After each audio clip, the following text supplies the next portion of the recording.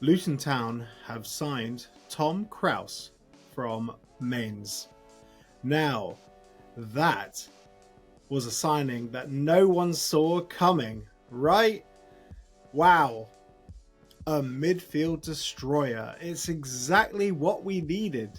A defensive midfielder. So here I am giving some of my initial thoughts. He's one that hasn't been on anyone's radar, really. It was a tremendous piece of business from Luton Town. Out of nowhere. No one saw it coming. So what are we getting with Tom Krauß? Defensively, he's great. He's been described as a midfield destroyer.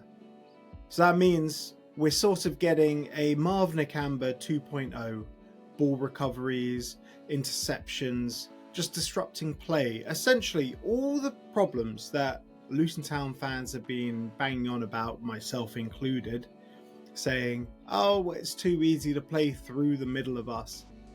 Yes, it has been, but I think Tom Krauß is going to sort of resolve those issues with how easy we are to play through in the middle. Although he's not the best on the ball, I've been told. His passing isn't the greatest. However, if you look at compilations, obviously compilations are just, smashed together. They take all the best bits, almost assists, great passes, great tackles and all that. I remember a compilation I watched of Sam Parkin back when Luton Town signed him. And this was when YouTube was just starting out. And it was Sam Parkin, hot shot. And it was just Sam Parkin banging goals. Goal after goal after goal after goal after goal. And I was thinking, wow, what a player we have here. And he was terrible. So don't really put much stock in compilations. They're nice to look at to sort of get a feel of how they move around a pitch and whatnot. But other than that, you can't really get too much from compilations. So why are we getting him when he's a hot German prospect? That's the thing that's interesting. So Tom Krauß has represented Germany through literally every single youth level. He's gone all the way through from under 15s all the way to the under 21s, and he's played quite a few games for the under 21s. 14 games with 3 goals as well. So, he's got to be highly regarded in Germany. But speaking to people from Germany in the football business, he's kind of regarded as having gone off the boil. Lots of potential, but managers have lost faith with him, which is a weird one, because surely at the age of 23 years old, all your football is in front of you. There's so much more to come. And he's had some big moves as well. Starting out at RB Leipzig, he had loans to FC Nuremberg. He was actually there for 2 years. He played a lot of games for them. Then he moved to Schalke, initially on a loan and then on a permanent. Then he moved to Mainz, and he's moved for some decent money for a 23-year-old. Obviously, he wasn't 23 at the time, was he? But he's moved for decent money over the years. So that goes with the idea that he's highly regarded. But what will we be getting with him?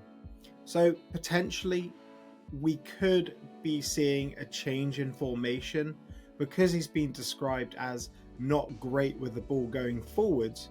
Potentially, we might go to a 3 in midfield. That's what I'd want to see, because we'd be so much more stable and solid, and we just won't get passed through, will we? He also gives us a bit more height in the middle. He's over 6 foot, so compared to Jordan Clark and Shandon Baptiste, who are both relatively short, it'd be good to have some height in there so the ball just doesn't get pinged over the top.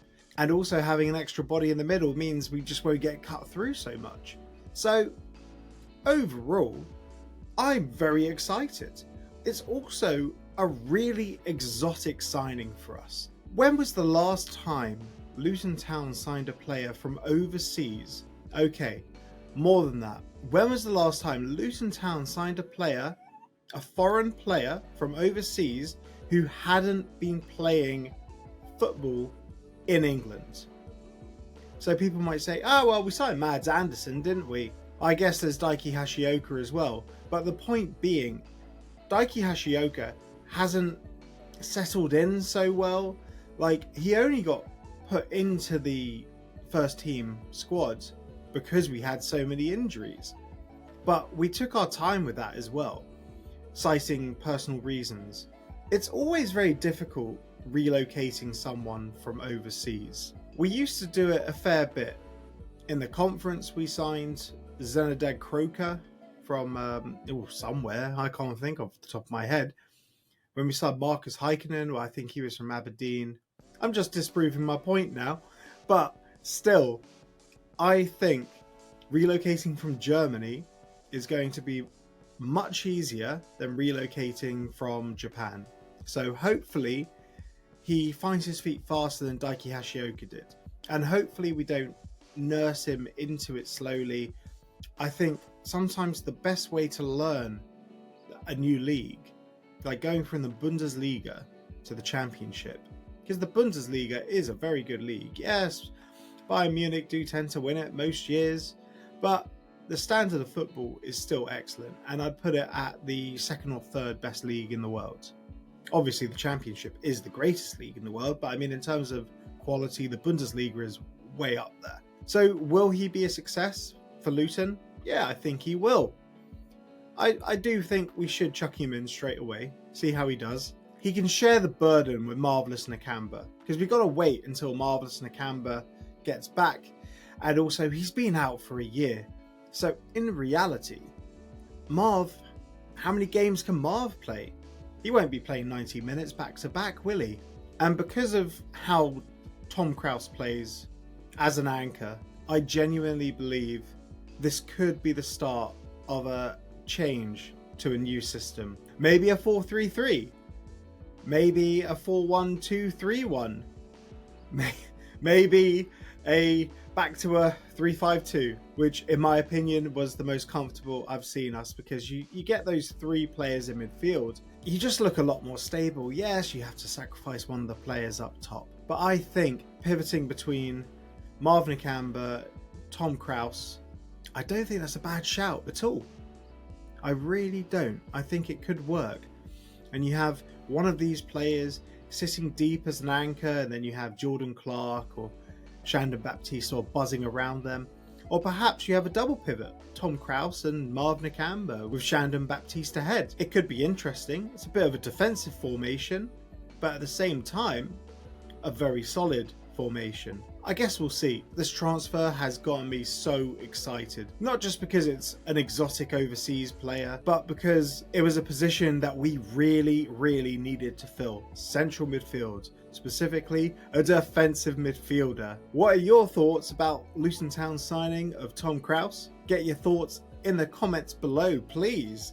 And if you love content from the We Are Luton Town podcast, remember, subscribe to our channel and like this video. Also, a big shout out to our audio partners, Black Star Amplification and Carry On. They just make us sound great. And they give us all these cool toys, cool hats. Look at that, I got a hat. Also, a big thank you to the Record Shop. If you're ever in Amersham, please jump in there, tell them we sent you. The Walk Podcast. As always, have a great week, and most importantly, come on you Hatters.